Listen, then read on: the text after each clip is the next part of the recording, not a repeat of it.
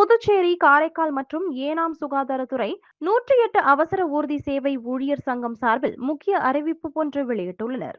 இதில் நிலுவையில் உள்ள ஊதிய உயர்வு மற்றும் சலுகைகளை வலியுறுத்தி வரும் பிப்ரவரி 12ஆம் தேதி முதல் போராட்டத்தை முன்னெடுக்க உள்ளதாக தெரிவித்துள்ளது.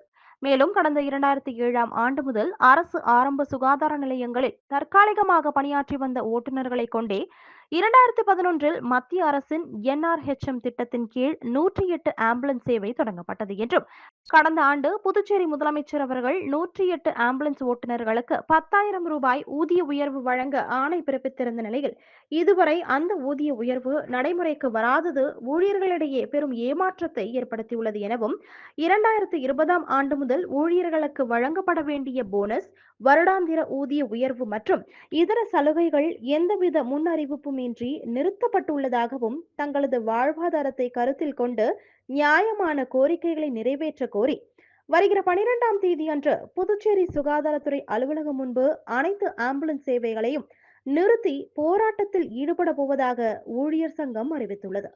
வேலை நிறுத்தம் என்பது எங்களது விருப்பமல்ல, ஆனால் வாழ்வதற்கு வேறு வழியில்லாத சூழலில் இந்த முடிவை எடுத்துள்ளோம் என சங்கத்து நிர்வாகிகள் அந்த அறிக்கையில் தெரிவித்துள்ளனர். இவர்களுக்கு 10,000 ரூபாய் கொடுக்கப்பட வேண்டும் என்ற அறிவிப்பை வெளியிட்டார்கள். அவர்களும் தொடர்ந்து 10,000 ரூபாய் கொடுக்க சொல்லி வலியுறுத்தி வருகிறார்கள்.